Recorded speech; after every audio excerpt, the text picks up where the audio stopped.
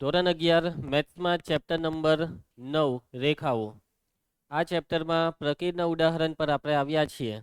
Last લેક્ચરમાં જે સ્વાધ્યાય લગભગ 9.3, યસ 9.3, આ સ્વાધ્યાય પતી ગયું છે, બરાબર. હવે આ ચેપ્ટરના બધા ટોપિક પતી ગયા અને આ ચેપ્ટરના મેઇન ટોપિકની વાત કરીએ તો મેઇન ટોપિક આ જ છે કે ભાઈ રેખાનું સમીકરણ કેવી રીતના શોધી શકાય.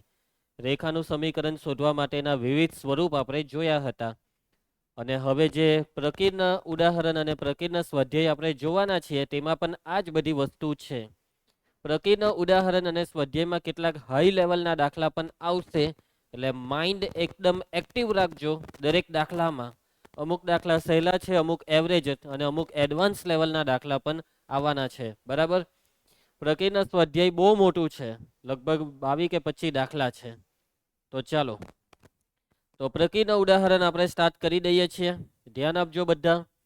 ઉદાહરણ 11, એકદમ સહેલો દાખલો છે આ ઉદાહરણ 11, ધ્યાનથી સમજજો અને આઈએમપી દાખલો છે.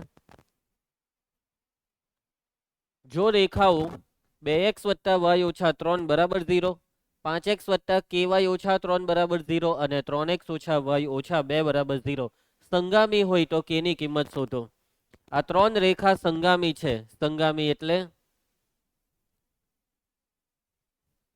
શું કહે છે તમારું મગજ? સંગામી શબ્દનો મતલબ? યસ, બરાબર વાત કરી મંજુભાઈ. સંગામીનો મતલબ કે ત્રણે ત્રણ રેખા એક જ બિંદુમાં છેદે છે. ત્રણ રેખા માટે ઘણી બધી શક્યતા હોય કે ભાઈ ત્રણે ત્રણ સમાંતર હોઈ શકે, ત્રણે ત્રણ છેદે તો કંઈક આ રીતે છેદે. પરંતુ અહીંયા સંગામીનો મતલબ કે ત્રણે ત્રણ એક જ બિંદુમાં છેદે, અને કહેવાય કેવી રેખા? સંગામી. જો ત્રણ રેખા આવી રીતના ત્રણ બિંદુમાં છેદે તો એને સંગામી નહીં કહેવાય. વાતમાં સમજ પડી જાય તમને બધાને? ચાલો, એટલે આ ત્રણ રેખા સંગામી હોય તો આ કે ની કિંમત શોધો. કેવી રીતના શોધશો તમે આ કે ની કિંમત?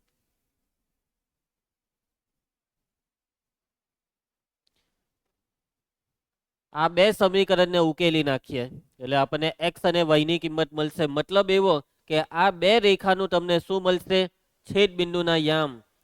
હવે આ બે રેખાનું છેદ બિંદુ, એ જ છેદ બિંદુ આ ત્રીજી રેખાનું બી છે ને, એટલે કે આ પહેલી ને ત્રીજી રેખાનું છેદ બિંદુ ને પછી બીજી રેખામાં મૂકી દો, કેમ કે એ છેદ બિંદુ બીજી રેખા પર છે, એટલે બીજી રેખાના સમીકરણનું શું કરશે? સમાધાન. સમજ પડી ગઈ પુષ્પારામ? તો ચાલો, સૌથી પહેલા આપણે ત્રણે ત્રણ રેખાના સમીકરણ લખી નાખીએ. અહીં પહેલી રેખાનું સમીકરણ છે 2x + y - 3 બરાબર 0, સમીકરણ 1. બીજી રેખાનું સમીકરણ 5x + ky - 3 બરાબર 0, સમીકરણ 2. ત્રીજી રેખાનું સમીકરણ 3x - y - 2 બરાબર 0, સમીકરણ 3. સમીકરણ 2 માં k ની કિંમત શોધવાની છે, એટલે સમીકરણ 2 ને અત્યારે નહીં જોતા. સમીકરણ 1 અને સમીકરણ 3 ને ઉકેલીશું. સમીકરણ 1 અને 3 ને ઉકેલતા લોપની રીતે ઉકેલીએ તો કે ભાઈ બેવ સમીકરણમાં y નો લોપ કરી નાખીએ, કેમ કે બેવમાં y ના ચિહ્ન જુદા છે, એટલે બેવનો સરવાળો. પહેલું સમીકરણ 2x + y - 3 બરાબર 0 ને ત્રીજું સમીકરણ 3x - y - 2 બરાબર 0, પ્લસ y માઇનસ y નો લોપ 2x + 3x 5x -3 -2 એટલે -5. -5 સામે જાય તો +5 ને આ 5 છેદમાં જાય એટલે x બરાબર 1. x ની કિંમત કયા સમીકરણમાં મૂકીએ? પહેલામાં કે ત્રીજામાં? પહેલામાં મૂકી દઈએ તો 2x ની કિંમત આવી છે 1 + y - 3 બરાબર 0. પુષ્પા 2 એકા 2 - 3,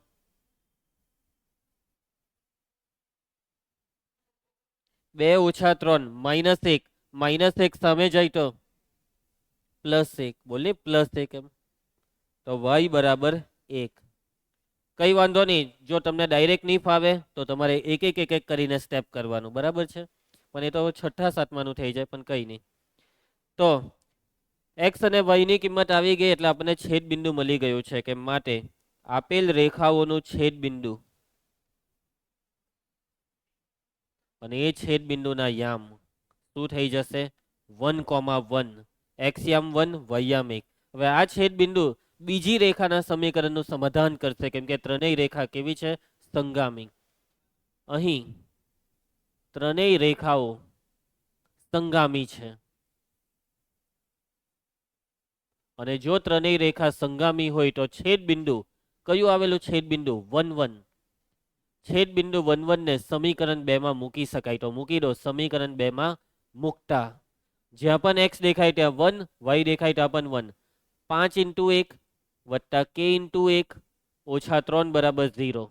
5 એકા 5. પુષ્પારાજ બોલતો રહેજે. 5 એકા 5. 5 ઓછા 3 વત્તા 2 સામે જાય તો k બરાબર -2. પતી ગયો દાખલો. જવાબ ચેક કરી લે મંજી. આવી ગયો જવાબ? કોઈને કઈ તકલીફ? આગળ વધીએ. નેક્સ્ટ ઉદાહરણ 12. x અક્ષની ધન દિશા સાથે 135 અંશના માપનો ખૂણો બનાવતી રેખાને સાપેક્ષે બિંદુ P4,1 નું રેખા 4x - y બરાબર 0 થી અંતર શોધો. રકમને એકદમ ધ્યાનથી સમજજો.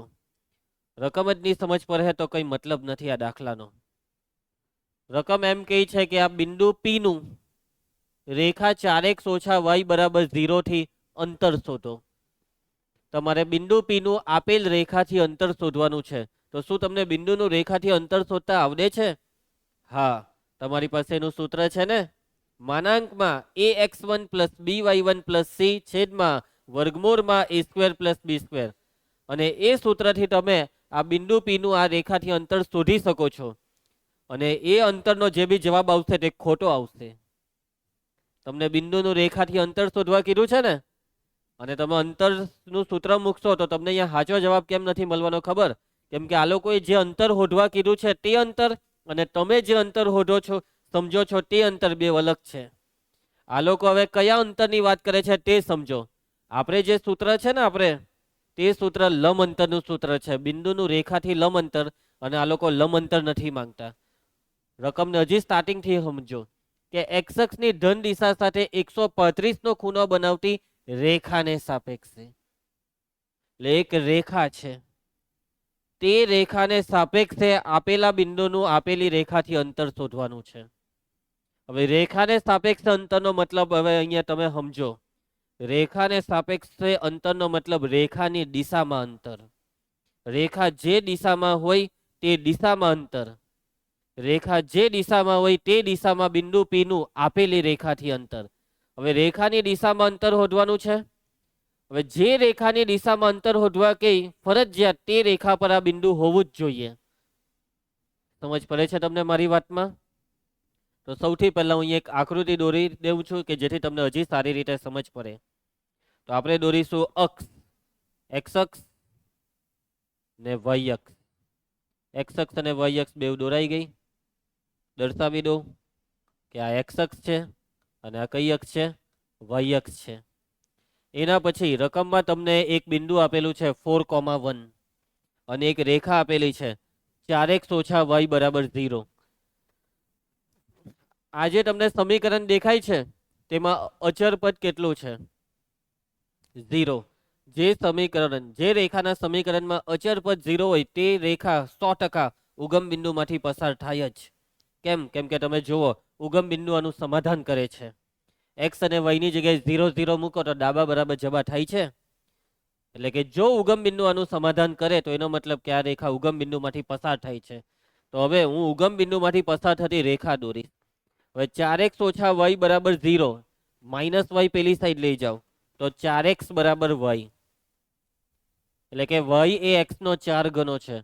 x બરાબર 1 હોય ને તો y બરાબર 4 થાય. x બરાબર 2 હોય તો y બરાબર 8. એનો મતલબ કે આ રેખા y અક્ષની વધારે નજીક દોરવાની. આ રેખા આ રીતના દોરવાની છે, ઉગમ બિંદુમાંથી પસાર કરવાની, અને x અક્ષની વધારે નજીકની y અક્ષની વધારે નજીક. કેમ કે તમે x બરાબર 1 લેવો તો ડાયરેક્ટ y બરાબર અહીંયા 4 થાય છે. એમ સમજ પડી? x બરાબર 2 લેવો તો ડાયરેક્ટ y બરાબર 8 થાય છે. ચલો ક્લિયર છે બધાને આટલે સુધી? તો આ કઈ રેખા મેં દોરી? પુષ્પારાજ આનું નામ બોલ, આ રેખાનું સમીકરણ બોલ. રેખાનું સમીકરણ P 4x - y બરાબર 0. હવે બિંદુ છે 4,1. આ બિંદુ 4,1 4 માની લેવો અહીંયા કશે છે ને એક અહીંયા, એટલે અહીંયા કશે હશે એ બિંદુ P. આ છે બિંદુ P 4,1. ક્લિયર? હવે બિંદુ P નું આ રેખાથી અંતર શોધવાનું છે. અને એ લંબ અંતર શોધવાનું છે તે વાત ખોટી. હવે કયું અંતર તે સમજો. તો કે ભાઈ એક્સ અક્ષની ધન દિશા સાથે 135 નો ખૂણો બનાવતી રેખાને સાપેક્ષે. એટલે કે હવે એક રેખા દોરો કે જે એક્સ અક્ષની ધન દિશા સાથે કેટલા ખૂણે છે 135. રેખાનો એક્સ અક્ષની ધન દિશા સાથેનો ખૂણો એટલે એ શું છે રેખાનો ઝોક. એટલે કે હવે મારે એક રેખા દોરવાની છે અને એ જે આપણે રેખા દોરીશું તે કેવી રીતના દોરીશું તો કે ભાઈ એક્સ અક્ષ સાથે 135 ના ખૂણે. તો લાગે છે આ 135 નો ખૂણો 190 થી મોટો લાગવો જોઈએ. તો કે ભાઈ આ છે પેલી રેખા. આ જે રેખા છે તે એક્સ અક્ષના ધન દિશા સાથે કેટલા ખૂણે છે ભાઈ 135 ના ખૂણે.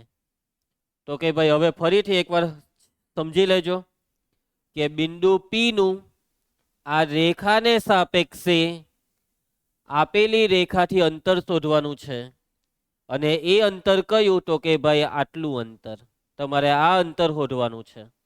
આ જે અંતર તમને દેખાય છે તે બિંદુ પી નું રેખાથી અંતર છે પરંતુ એ લંબ અંતર નથી પરંતુ કયું અંતર છે તમને જે એ સ્ટાર્ટિંગમાં રેખાની વાત કરી તે રેખાને સાપેક્ષે અંતર. અને જ્યારે પણ રેખાને સાપેક્ષે અંતર આવે એટલે રેખાની દિશામાં અંતર રેખા જે દિશામાં હોય તે દિશામાં અંતર. ક્લિયર? કોઈને કઈ તકલીફ હવે આમાં રકમ સમજ પડી ગઈ? અને બીજી એક વસ્તુ બી યાદ રાખજો કે જ્યારે બી રેખાને સાપેક્ષે અંતર આ શબ્દ આવે તો જે બિંદુનું અંતર શોધવા કે તે બિંદુ રેખા પર હોવું જ જોઈએ. જે રેખા પર અંતર શોધવા કે તે અહીંયા રકમમાં એવું બધું ચોખવટ નહીં કરે પણ આપણે સમજવાનું હોય આપણી બુદ્ધિ દોરાવીને. ચાલો હવે તમારે મને બસ હવે વિચારીને એટલું કહેવાનું છે કે આ અંતર તમે કેવી રીતના શોધવાના. માનાંકમાં ax1 + by1 એ સૂત્ર હવે નહીં લાગે કેમ કે આ લંબ અંતર નથી અહીંયા કાટખૂણો નથી. બહુ સિમ્પલ છે જરાક બુદ્ધિ દોરાવો એમ જ ખબર પડી જાય એવું છે. લોપની રીતથી હું કરે તું લોપ પાછું બોલ. ઝોકથી તને શું મળે ધારથી તું શું કરે રેખાનું સમીકરણ શોધે. આ ભૂરી રેખાનું સમીકરણ શોધીને તું શું કરે કયું બિંદુ પી ના એમ પી તો આપેલો જ છે. આ બે રેખાનું છેદ બિંદુ છે ને તેને ચાલો નામ આપી દઈએ એ. તો કે ભાઈ તમે આ વાદળી રેખાનું સમીકરણ શોધી કાઢો. ઝોક પરથી ધાર મળે ધાર બિંદુ વાળું સૂત્રથી રેખાનું સમીકરણ મળે અને પછી આ બે રેખા લોપની રીતે ઉકેલીને તમને બિંદુ એ છેદ બિંદુના યામ મળે. અને બિંદુ એ ના યામ આવી ગયા એટલે અંતર સૂત્રથી પી અને એ વચ્ચેનું અંતર મળશે. આ છે પ્રોસેસ. સમજ પડી? પી અને એ વચ્ચેનું અંતર શોધવા આપણને જોઈએ એ ના યામ અને એ ના યામ જોઈતા હોય તો તમને જોઈશે આ રેખાનું સમીકરણ. તો ચાલો શોધી કરીએ વાદળી રેખાનું સમીકરણ. અહીંયા આપણે ઓ નામ આપી દઈએ. અહીં સૌથી પહેલા આપેલ બિંદુ ધ્રુવાંશ નામ બોલ આપેલ બિંદુનું P4,1 આપેલ રેખા અહીંયા આપેલ રેખા જે છે ને તે આ જે છે તે OA છે. આપેલ રેખા કોણ છે OA. Yes 4x - y = 0. હવે રકમમાં બીજી એક રેખા છે કે જેનો ઝોક છે 135° અને એ રેખા છે રેખા એપી. રેખા એપી નો ઝોક બોલ પુષ્પારાજ કેટલો છે 135°. તો શોધી કાઢો રેખા એપી નો ધાર. tan θ નું સૂત્ર tan 135 એટલે 180 માંથી 45 બાદ 180 - 45. કયું ચરણ? જો 90 ની મદદ નહીં લેવાની પાઈ ની મદદ લેવાની. 180 ટુકડા પાડવા pi minus 180 minus pi minus એટલે બીજું ચરણ. બીજા ચરણમાં tan કેવો ઋણ અને 180 નીકળી જાય એટલે રહી ગયો 45. tan 45 1 એટલે tan 135 ની કિંમત -1 આવે. આ જે બી ગણતરી કરી તે મનમાં કરીને ડાયરેક્ટ લખાય પૂરા માર્ક્સ અને ડાયરેક્ટ નહીં ફાવે તો ટુકડાવાળી પ્રોસેસ બતાવી દેવાની. ચાલો હવે રેખા એપી નો ધાર આવી ગયો. બિંદુ પી ના યામ છે તો રેખા એપી નું શોધી કરીએ સમીકરણ. રેખા એપી નું સમીકરણ પુષ્પારાજ સૂત્ર ધાર છે, બિંદુ છે, y માઇનસ y1 બરાબર m કૌંસમાં x minus x1, y minus y1 m x minus x1, ચાલો માઇનસ 1 ને ગુણી નાખો, y ઓછા 1 બરાબર માઇનસ x વત્તા 4, બેવને ડાબી સાઈડ x વત્તા y ઓછા 1 ઓછા 5 ઓછા 6, સોરી ઓછા 1 ઓછા 4 ઓછા 5 બરાબર 0. આ કોનું સમીકરણ છે ભાઈ? રેખા એપી નું સમીકરણ. એટલે અહીં લખી કરો એપી ને પછી બે ટપકા પાડીને x પ્લસ વાય માઇનસ 5 બરાબર 0. હવે સમીકરણને નંબર આપી દઉં તો ભાઈ, આનો કલર કેમ આવી ગયો? ચલો તો સમીકરણને નંબર આપી દઈએ. તો આ છે સમીકરણ 1 અને આ જે આવ્યું તેને નંબર આપી દઉં સમીકરણ 2. હવે સમીકરણ 1 અને 2 ને લોપની રીતે ઉકેલીને બિંદુ એ ના યામ શોધીશું. કોનો લોપ કરવો છે? y નો થઈ જાય ને. ચાલો સમીકરણ 1 અને 2 ને ઉકેલતા ધ્રુવાંશ. પહેલું સમીકરણ 4x ઓછા y બરાબર 0. પુષ્પારાજ બીજું સમીકરણ x વત્તા y ઓછા 5 ને સામે નાખી દઉં વત્તા 5. ચાલો y કેન્સલ, 4x વત્તા x 5x બરાબર 5, x બરાબર 1. x ની કિંમત કયામાં મુકાય? ઓબ્વિયસલી પહેલામાં. તો મૂકી દેવો આમાં 4 કૌંસમાં 1 ઓછા y બરાબર 0. તો y બરાબર કેટલા થયા? 4. તો છેદ બિંદુના યામ આવી ગયા બિંદુ એ માટે એ ના યામ 1 4 1 4 છે. ખ્યાલ આવી જશે બધાને? ચાલો બસ હવે બિંદુ એ અને પી વચ્ચેનું અંતર શોધવાનું છે. તો માંગેલ અંતર એટલે કોણ? તો કે ભાઈ એપી બરાબર વર્ગમૂળમાં, ચાલો અંતર સૂત્ર અહીંયા લખી દઉં તો ભાઈ 1 4 એમ. તો 4 ઓછા 1 આખાનો વર્ગ વત્તા 1 ઓછા 4 આખાનો વર્ગ. સાદુરૂપ 4 માંથી 1 જાય તો 3 નો વર્ગ 9, આ માઇનસ 3 નો વર્ગ બી પ્લસ 9, 9 ને 9 18, 18 નું વર્ગમૂળ 9 દુ 18, 3 વર્ગમૂળ 2. જવાબ ચેક કરી લઉં. આવી ગયો ને? કોઈને કઈ તકલીફ? જો રકમ સમજ પડી જાય પછી આવડી જ જવાનો છે દાખલો. રકમ સમજવી જરૂરી હતી. બરાબર કીર્તન શું થાય છે? તો આજે કેમ એકદમ ધરી ગયો છે? સીધો બેસ બેટા. આગળ વધીએ. ઉદાહરણ 13 ધ્યાન આપજો બધા. આપને એવી કલ્પના કરીએ કે એક રેખા એક સાદા અરીસાની જેમ કામ કરતી હોય તો બિંદુ 1,2 નું રેખા x ઓછા 3y વત્તા 4 બરાબર 0 ને સાપેક્ષ પ્રતિબિંબ શોધો. બિંદુનું રેખાને સાપેક્ષે પ્રતિબિંબ શોધવાનું છે જાનકી. અહીંયા રેખા એટલે તમારે રેખાને સમજવાનું છે અરીસો. અને જ્યારે પણ આપણે અરીસાની સામે ઊભા રહીએ તો અરીસાની પાછળ આપણને આપણું પ્રતિબિંબ મળે. અરીસાની સામે જે વસ્તુ હોય તેનું અરીસાની પાછળ શું મળે? પ્રતિબિંબ. અને વાત સાચી છે, જો અરીસો સાદો અરીસો હોય તો બેવનું અંતર અરીસાથી સરખું હોય. વસ્તુ જેટલા અંતરે હોય અરીસાથી તેટલા જ અંતરે અરીસાથી એનું પ્રતિબિંબ હોય છે. આવું તમે 10મામાં ભણેલા. સમતલ અરીસો હે ને? બહિર્ગોળ કે અંતર્ગોળ અરીસો માટે આમ ન થાય. કયા અરીસા માટે થાય પુષ્પરાજ? સાદા અરીસા માટે, સમતલ અરીસા માટે. જોઈ લો છે તું કોઈ દિવસ અરીસો? જોઈ લો ને? હા તો વાંધો નહીં. અહીંયા એક આપણે આકૃતિ દોરીશું. તો આ છે ભાઈ રેખા જે અરીસો છે. આ રેખાનું સમીકરણ તમને રકમમાં આપેલું છે. શું આપેલું છે? તો x ઓછા 3y વત્તા 4 બરાબર 0. હવે તમને રકમમાં એક બિંદુ આપ્યું છે. બિંદુ છે 1,2. તેને અહીંયા માની લેવો કે આ છે બિંદુ 1,2. એને p નામ આપી દઈએ અથવા એ નામ આપી દઉં. ચાલો a 1,2. ગેરંટી છે કે આ બિંદુ આ રેખા પર નથી તો પ્રતિબિંબની વાત થાય આપણાથી. જો આ બિંદુ આ રેખા પર હોય તો પછી પ્રતિબિંબનો કઈ સવાલ જ નથી.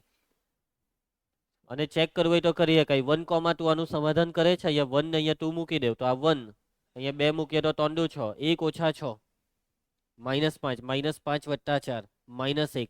ડાબા અને જબા હરખી નથી એટલે કે આ બિંદુ રેખા પર નથી ને નહીં જોઈ તો ભાઈ પ્રતિબિંબ મળવાનું. હવે આપણે એનું પ્રતિબિંબ તો અહીંયા આપણે એક લંબ રેખાખંડ દોરીશું. કયો રેખાખંડ? લંબ રેખાખંડ. હવે પ્રતિબિંબ આ જે લંબ હોય ને તેના પર જ હોય. તો આ છે બિંદુ બી, જે છે બિંદુ એ નું પ્રતિબિંબ. આ બિંદુ બી છે પ્રતિબિંબ. અને તમે કીધું તેમ કે આ જે બિંદુ છે, મતલબ આ જે અંતર છે ઉપર વાળું અંતર અને આ નીચે વાળું અંતર, આ બે અંતર કેવા થાય? સરખા. એનો મતલબ કે આ જે બિંદુ દેખાય ત્યાં રેખાખંડ એ બી નું શું થવાનું? મધ્ય બિંદુ. એને એમ નામ આપી દો. મધ્ય બિંદુ માટે એમ નામ. આપણે શોધવાનું છે બિંદુ બી ના યામ. ચાલો કેવી રીતના શોધીશું બિંદુ બી ના યામ? અને ગેરંટી છે અહીંયા કાટખૂણો હોવાનો જ છે. તો બિંદુ બી ના યામ ધારી લો. શું કરો? ધારી લો. બિંદુ બી ના યામ આપણે ધારી લઈએ છે એ કોમા બી. બરાબર છે જાનકી? શું ધારી લે બિંદુ બી ના યામ? એ કોમા બી. હવે બિંદુ એમ એ બી નું શું છે? મધ્ય બિંદુ. તો એમના યામ આપણી પાસે આવી જશે. એક મિનિટ, આ લંબ છે ને? ઓકે. લંબ હોય તો બેવના ધારનો ગુણાકાર કેટલો થાય? -1 થાય. ઓકે. હવે તો બેવના ધાર શોધી કાઢો. એ બી નો ધાર શોધી કાઢો ને આનો ધાર શોધી કાઢો ને ધારનો ગુણાકાર -1 લેવો. તો આવું કરવાથી તમને શું મળે ખબર? સમીકરણ. અને એ સમીકરણમાં એ અને બી બે વધશે. હવે એ અને બી વાળું સમીકરણ છે તો બે ચલ હોય તો બે સમીકરણ જોઈએ. એક સમીકરણ મળી ગયું ને બીજું સમીકરણ કેવી રીતના શોધાશે? તો એ મધ્ય બિંદુથી શોધાશે. આ એ અને બી નું મધ્ય બિંદુ એમ છે તો મધ્ય બિંદુના યામ શોધી કાઢો ને મધ્ય બિંદુ એમ આ રેખા પર છે તો એમ આ રેખાનું સમાધાન કરશે. બિંદુ એમના યામ એ અને બી ના સ્વરૂપમાં હશે અને બિંદુ એમને તમે આમાં મૂકશો એટલે એ અને બી ધરાવતું બીજું સમીકરણ મળશે. આવી રીતના જાનકી આપણને શું મળશે? બે સમીકરણ. અને આ બે સમીકરણને લોપની રીતે ઉકેલવાથી મળશે આપણને કોના યામ? એ અને બી ના યામ. એ અને બી ની કિંમત મળશે. પ્રોસેસમાં સમજ પડી ગઈ? કોઈને કઈ તકલીફ? બીજી રીતના કરવું હોય તો આ રેખા એ બી નું સમીકરણ શોધીને બી થાય. આનું સમીકરણ છે તો વ્યસ્તને વિરોધી કરો ધાર એટલે આનો ધાર આવી જશે એ બી નો. બિંદુ એ ના યામ છે એટલે એ બી નું સમીકરણ આવી ગયું. હવે એ બી નું સમીકરણ આવી ગયા પછી તમારે આ એ બી અને આ રેખા બેવનો લોપની રીત કરીને બિંદુ એમ શોધવાનું. હવે બિંદુ એમ મધ્ય બિંદુ છે એટલે મધ્ય બિંદુના સૂત્રથી પછી બિંદુ બી મળશે. એટલે મહેનત બેવમાં હરખી જ છે. તો કઈ મહેનત કરવી છે? પહેલું જે વિચાર્યું તે જ કરી નાખીએ તો આપણે. તો ચાલો હવે આ જે આડી રેખા છે ને એને આપણે અહીંયા એક બિંદુ મૂકીને નામ આપી દઈએ. તો એ ને બી નામ આપી દીધા તો અહીંયા PQ. આપેલ રેખા જાનકી, આપેલ રેખાને આપણે શું નામ આપ્યું? PQ. શું છે એનું સમીકરણ? આપેલ બિંદુ, આપેલ બિંદુને આપણે શું નામ આપ્યું છે? A1,2. હવે લખો ધારો કે બિંદુ BA,B એ બિંદુ A,12 નું કઈ રેખાને સાપેક્ષે? રેખા PQ ને સાપેક્ષે પ્રતિબિંબ છે. રેખા PQ ને સાપેક્ષે શું છે? પ્રતિબિંબ. અને આ પ્રતિબિંબ આપણે શોધવાનું છે. તો ચાલો હવે પ્રોસેસ ચાલુ કરીએ. તો સૌથી પહેલા તો આ બિંદુ એમના યામ શોધી કાઢીએ. અહીં એમ શું થશે? MAAB નું ધ્રુવાંશ. MAAB નો મધ્ય બિંદુ છે માટે એમના યામ બોલશે પુષ્પરાજ. બોલ પુષ્પરાજ એમના યામ. 0 0. આ x અક્ષ ને y અક્ષ છે એમ એટલે કોઈ બી રેખાખંડનું મધ્ય બિંદુ ઉગમ બિંદુ હોય. પુષ્પરાજ મધ્ય બિંદુના યામ મધ્ય બિંદુના સૂત્રથી શોધાય. x1 + y1 છેદમાં 2 કોમા x2 + y2. અલા ઊંધું બોલાઈ ગયું. x1 + x2 છેદમાં 2 કોમા y1 + y2 છેદમાં 2. યાદ આવ્યું તને આ સૂત્ર? આ ચેપ્ટરમાં 4-5 દાખલામાં આવી ગયેલું હતું. એલા હું કારણ તો મોડું જોઈને મને કઈ ટેન્શન આવતું છે કે આનું. ચાલો કઈ વાંધો નહીં. તો મધ્ય બિંદુનું સૂત્ર A+1 છેદમાં 2. ચાલ પુષ્પા બોલ વાયામ. B+2 છેદમાં 2. હવે આ બિંદુ એમ કોના પર છે? રેખા PQ પર. લખો આ વાક્યને. બિંદુ એમ એ રેખા PQ પર છે અને રેખા પરનું બિંદુ રેખાનું શું કરે? સમાધાન કરે. તો કરાવી દઉં સમાધાન. તો આ એમ ના યામને આ રેખામાં મૂકો. એક્સ ની જગ્યાએ મૂકી દઉં a+1/2 -3 ઇન્ટુ વાયની જગ્યાએ મૂકી દેવા b+2/2 અને પછી +4 બેઠું ને એના બરાબર 0. ચાલો આ છેદ સરખો છે તો આ છેદનો 2 પેલા 4 હાથે ગુણવો પડે. આ a+1 બેઠા -3 ની અંદર ગુણો -3b ઓછા 3 દુ 6. આ છેદનો 2 4 હાથે ગુણ્યા તો 4 દુ 8. આખાના છેદમાં જે 2 છે તે 0 હાથે ગુણાઈ ગયો. તો આ a -3b 1 ઓછા 6 -5 -5 વત્તા 8 +3 ને સામે લઈ જાઓ -3 સમીકરણ 1. કીર્તન સમજ પડી ગઈ? ચાલો એના પછી હવે આપણી શું વાત થઈ હતી? હવે આપણી વાત થઈ હતી AB નો ધાર શોધવાની. તો ચાલો શોધો AB નો ધાર. AB ના ધારને M1 નામ આપી દઉં. કેવી રીતના શોધીએ AB નો ધાર? ધ્રુવાંશ તું બોલ.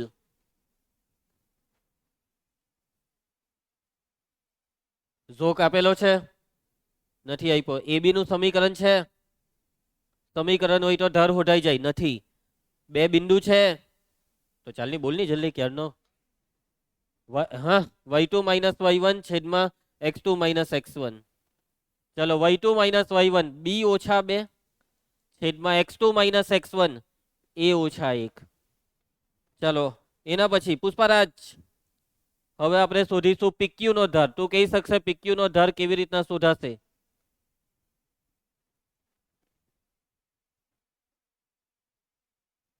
કઈ વાંધો નહીં. કીર્તન PQ નો ધાર કેવી રીતના શોધીએ? હા માનજી PQ નો ધાર જલ્દી જલ્દી -a ના છેદમાં 2. સમીકરણ અહીંયા નથી દેખાતું તને કીર્તન? વ્યસ્તને વિરોધી લાવ્યો તું. ચાલો જાનકી M2 બરાબર -a ના છેદમાં b. a બરાબર 1 b બરાબર -3 માઇનસ માઇનસ પ્લસ થઈ જાય. હવે આ બે એકબીજાને કેવા છે? લંબ છે. અહીં AB લંબ PQ. પુષ્પારાજ આ બેવ લંબ હોય તો એ બેવના ધારનો ગુણાકાર કેટલો લેવાનો? -1. મૂકી દઉં કિંમત M1 b -2 છેદમાં a -1. M2 1 ના છેદમાં 3 ને એના બરાબર 1. ચાલો હા -1. આ છેદને 3 હાથે ગુણી કરવા ને પેલી બાજુ લઈ જાવ તો આ ઉપર b ઓછા 2 પછી આ 3 પેલી બાજુ જાય તો -3 કેમ કે -1 હાથે ગુણાયા -3 ને -1 હાથે ગુણ્યા +3 3 ને આ સાઈડ 3 વત્તા b -2 ને સામે 3 વત્તા 2 5 સમીકરણ 2. ચાલો હવે સમીકરણ 1 અને 2 ને લોપની રીતે ઉકેલીએ. કોનો લોપ કરીએ? a નો કે b નો? b નો કરીએ. ચાલો સમીકરણ 1 અને 2 ને ઉકેલતા ચાલ જાનકી પહેલું સમીકરણ ને બેઠું ને બીજા સમીકરણ ને કેટલા એ ગુણવું પડે?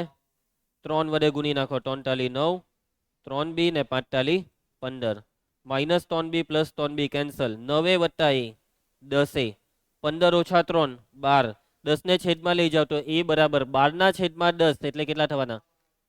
2 ભાગ ચાલે તો 6 ના છેદમાં 5. a ની કિંમત કયામાં મૂકવી છે? સમીકરણ 1 માં કે સમીકરણ 2 માં? ના ના 2 માં મૂકી દઉં. પેલી ઈઝી પર હા b પ્લસમાં છે ને એટલે. ચલો તો મૂકી દેવામાં 3 × 6 ના છેદમાં 5 વત્તા b બરાબર 5 માટે b બરાબર 5 અને પેલી બાજુ લઈ જાઓ 6 ટાલી 18 ના છેદમાં 5 ક્રોસ ગુણાકાર 5 × 5 = 25 ઓછા 18 7 એટલે આવી ગયું બિંદુ. જે બિંદુને આપણે a, b ધારેલું તેના યામ આવી ગયા. માટે પ્રતિબિંબ ના યામ. પ્રતિબિંબ એટલે કયું બિંદુ? તો કે ભાઈ b જેનો x યામ a બરાબર 6 ના છેદમાં 5 ને y યામ b બરાબર 7 ના છેદમાં 5. આવ્યો કે જવાબ? 6/5 7/5. સમજ પડી ગઈ? અને તમને કહેવાનું રહી ગયું આ દાખલો તો મોસ્ટ ટાઈમ પે છે. આ દાખલો ખાસ તમારે ઘરે જઈને પ્રેક્ટિસ કરવી પડશે. ઘરે જઈને ફ્રી ફાયર રમવાની જગ્યાએ આની પ્રેક્ટિસ કરજો. બરાબર? હા પકડાયેલો જ છે. હજી હતો રમે કે પુષ્પારાજ? જુઠ્ઠું નહીં બોલ. તો એ જેને એમ કે ને એટલું બધું નહીં રમું તેને તું 4 કલાક રમે, એનો મતલબ એવો થાય. ને સમજ કે વધારે રમતો હોય તો એ કેટલા કલાક રમતો હશે, આખો દારો લઈને બેહી રહેતો હશે. ચાલો, સાયન્સના વિદ્યાર્થીઓએ મોબાઈલમાં ગેમ રમાય જ નહીં. અને ગેમ રમવી હોય ને તો સાયન્સના વિદ્યાર્થીઓએ ચેસ રમાય અથવા મગજનો વિકાસ થાય, મગજ દોરાવવું પડે તેવી રમત. એવી દિવસમાં અડધો કલાકથી વધારે જો તમે ગેમ રમતા હોય તો સત્યાનાશ. અડધો કલાક બી વધારે કહેવાય, 10-15 મિનિટ જ હોય જોવા જાય તો.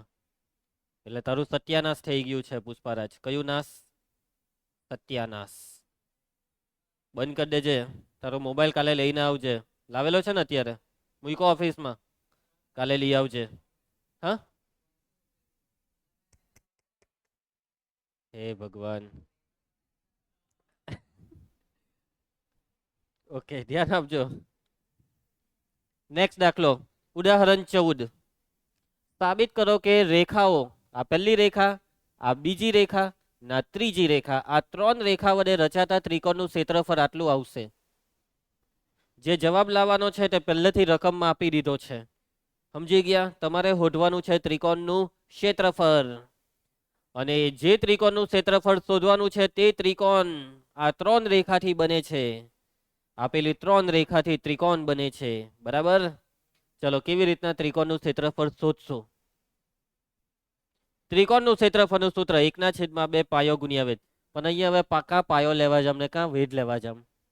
તો કે ભાઈ આકૃતિ દોરીને પાયો ને વેધની આખી ગેમ સેટ કરવી હોય તો થાય. હા, પરંતુ બીજું બી એક સૂત્ર. યસ, વેરી ગુડ ધ્રુવાંશ, બોલી દે.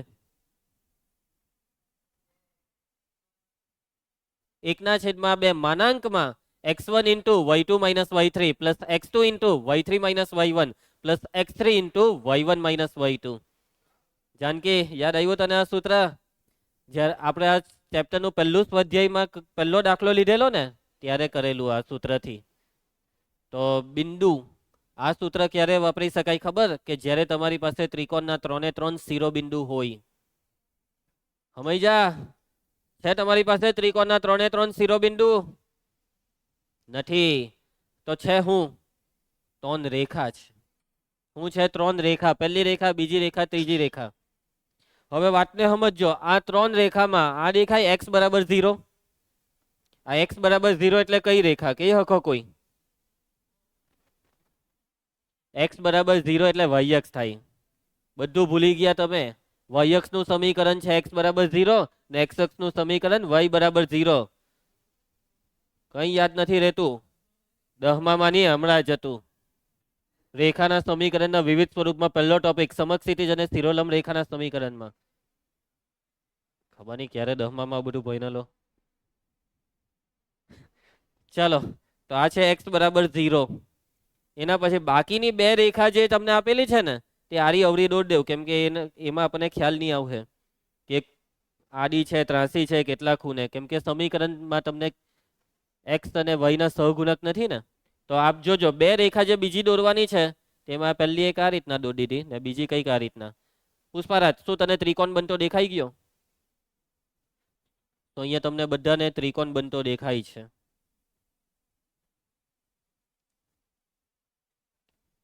હવે આ બાકીની 2 રેખામાં આ જે ઉપર આ રેખા દોરી તેને આ સમીકરણ આપી દેવું કે y બરાબર m1x plus c1 અને આ બીજી રેખાને આપી દેવું y બરાબર m2x plus c2. ચલો, તમારી પાસે અહીંયા 3 રેખાના સમીકરણ છે અને સૂત્ર જે છે તેમાં 3 શિરોબિંદુ હોવા જોઈએ. તો જો તમારી પાસે આ 3 શિરોબિંદુના યામ આવી ગયા તો તમારું કામ થઈ ગયું. a b c નામ આપી દે. તો કેવી રીતના તમે આ 3 શિરોબિંદુને શોધશો? બિંદુ એ કેવી રીતના શોધાય?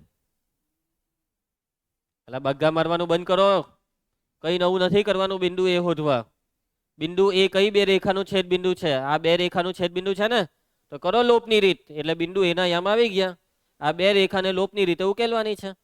હવે બિંદુ બી ના યામ જોઈતા હોય તો આ 2 રેખાને ઉકેલો, આ ઊભી લીટી અને આ ત્રાસી લીટી. અને બિંદુ સી ના યામ જોઈતા હોય તો આ 2 રેખાને લોપની રીતે ઉકેલવાની છે. સમજ પડે? ચાલો, અહીં આપેલ રેખાઓ. ચલો જાનકી, પહેલી રેખા y બરાબર m1x પ્લસ c1, બીજી રેખા y બરાબર m2x પ્લસ c2, અને ત્રીજી રેખા શું હતી? x બરાબર 0. સમીકરણ 1, સમીકરણ 2 ને સમીકરણ 3. હવે લોપની રીત કરીને આપણે આ 3 બિંદુ મેળવવાના છે. તો બિંદુ એ ને કેવી રીતના શોધીએ? તો બિંદુ એ પહેલી ને બીજી રેખાનું છેદ બિંદુ છે, કરેક્ટ? તો ચાલો બિંદુ એના યામ શોધીએ. સમીકરણ 1 અને 2 ને ઉકેલતા કેવી રીતના ઉકેલ હોય સમીકરણ 1 અને 2 ને? લોપની રીતે ઉકેલવા માંગો છો કે આદેશની રીતે કે આલેખની રીતે? એમ ભૂલથી નહીં બોલતા. ચલો આ વખતે આદેશની રીત કરીએ. આદેશની રીતનો મતલબ કે આ બેવમાં જુઓ y કર્તામાં છે એટલે બેવની જમણી સાઈડ સરખાઈ દઉં, ડાબી સાઈડ સરખી તો જમણી સાઈડ સરખાઈ દઉં. m1x પ્લસ c1 બરાબર m2x પ્લસ c2. હવે x ને એક સાઈડ કરીને x શોધી કરો. m2x ડાબી સાઈડ, c1 ને પેલી સાઈડ. જેવો તમે m2x ને ડાબી સાઈડ લાવ્યા તો x ને કોમન હો કરી લઉં. x ને જો કોમન કરીએ તો કાઉન્સમાં જે હોય તે બોલી દેવું ને, m1 માઇનસ m2. m2x ડાબી સાઈડ આવ્યો એટલે માઇનસ m2x, ને x કોમન નીકળ્યો એટલે રહી ગયો માઇનસ m2. ને એના બરાબર આ c2 ને c1 પેલી side, c2 minus c1. x ને કરતા બનાવો, x બરાબર c2 માઇનસ c1 ના છેદમાં m1 માઇનસ m2. હવે x ની કિંમત તમારે કાંટો 1 માં મૂકવાની, કાંટો 2 માં. 1 અને 2 બેવ એક હરખા જ છે, કોઈમાં હો મૂકો કઈ ફરક નથી પડવાનો. તો પહેલામાં જ મૂકી દેવો. ચલો મૂકી દઈએ પહેલામાં. પહેલું છે y બરાબર m1x plus c1, m1x x, c2 minus c1 છેદમાં m1 minus m2 plus c1 હતું ને? હા. ચાલ પુષ્પારાજ સાદુરૂપ આપવામાં મદદ કર અમારી. ચાલ કાઉન્સ કોલ m1 ને આ બે વાતે ગુણ, બોલ m1 c2 minus m1 c1. Cross ગુણાકાર કરવો પડે ભાઈ આમાં. m1 c1 minus m2 c1 છેદમાં આખાના છેદમાં આવી ગયું m1 માઇનસ m2. અંશમાંથી કઈ ઉડે છે? હા આ ઉડી ગયું હે ને. ચાલો માટે y બરાબર m1 c2 minus m2 c1 ના છેદમાં m1 માઇનસ m2. તો આવી ગયા બિંદુ એ ના યામ આવી ગયા. માટે બિંદુ એ ના યામ શું આવ્યા? બિંદુ એ ના યામ કિર્તન x યામ y યામ.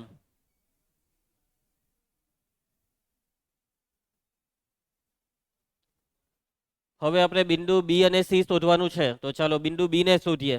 બિંદુ બી કઈ બે રેખાનું છેદ બિંદુ છે? તો કે ભાઈ આ બીજી ને પહેલી ને ત્રીજી નહીં, બીજી ને ત્રીજી, આ બીજી રેખા m2x વાળી. યસ. તો રેખા 2 અને 3 ને ઉકેલો. સમીકરણ 2 અને 3 ને ઉકેલતા જાનકી કેવી રીતના ઉકેલશે? તો આ બે સમીકરણને તો આ x બરાબર 0 ખાલી અહીંયા ઉપર મૂકી દેવાનું છે. જોજો સમીકરણ 3 માં x બરાબર 0 છે. એ 0 ને તમે આ ઉપર મૂકો તો y બરાબર કેટલા થશે? m2 ઇન્ટુ 0 પ્લસ c2 એટલે y બરાબર c2. હવે y બરાબર c2 ને x કેટલો? હવે એમ નહીં કરે કે સર y ની કિંમત સમીકરણ 2 માં મૂકીએ. x બરાબર 0 પહેલેથી તૈયાર જ છે કે ભાઈ આ કઈ અક્ષ છે? y અક્ષ. અને y અક્ષ પરના બેવ બિંદુનો x યામ 0 એટલે x બરાબર 0 એ પોતે જ બિંદુનો x યામ છે. સમજ પડી ધ્રુવા? માટે બિંદુ બી ના યામ, બિંદુ બી નો x યામ x બરાબર 0 નો 0 પોતે જ x યામ છે. અને y યામ કેટલો આવ્યો? c2. અને હવે બાકી રહ્યું સમીકરણ 1 અને 3 ને ઉકેલવાનું છે. સમીકરણ 1 અને 3 ને ઉકેલતા આ સમીકરણ 1 અને 3 છે ને, તેમાં બી x બરાબર 0 તો બેઠું જ એટલે x યામ 0 ને x ની કિંમત 0 આમાં મૂકી દેવું. y બરાબર m1 ઇન્ટુ 0 પ્લસ c1 તો y બરાબર c1 આવ્યું. તો બિંદુ એ ના યામ આવી ગયા. સોરી સી ના યામ, બિંદુ સી ના યામ. જાનકી શું આવ્યા? બિંદુ સી ના યામ x યામ 0 ને y યામ c1. તો હવે ત્રિકોણ એબીસી ના 3 એ 3 શિરોબિંદુ તમારી પાસે આવી ગયા છે.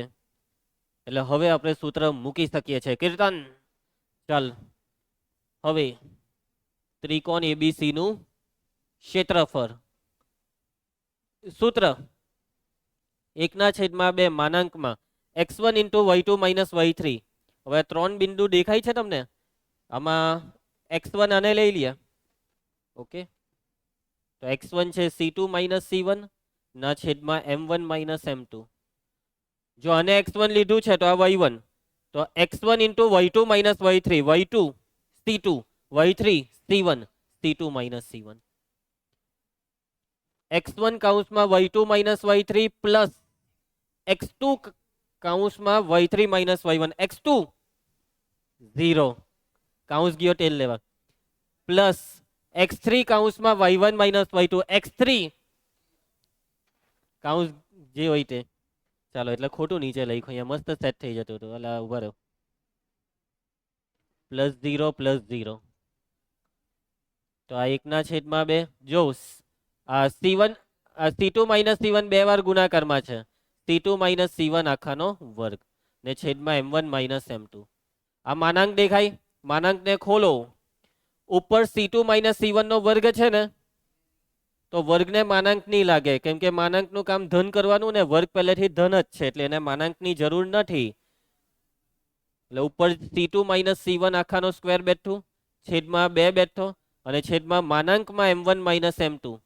માનાંક m1 માઇનસ m2 નું શું કરીએ? m1 માઇનસ m2 આ બાદબાકી ધન કે ઋણ કઈ બી હોઈ શકે, આપણને નથી ખબર m1 અને m2 માં કોણ મોટું કોણ નાનું. કશે કીધું છે રકમમાં m1 m2 કોણ મોટું કોણ નાનું? એટલે બસ આ છે જવાબ, આવી ગયો જવાબ. બસ અહીંયા c1 માઇનસ c2 છે, અહીંયા c2 માઇનસ c1.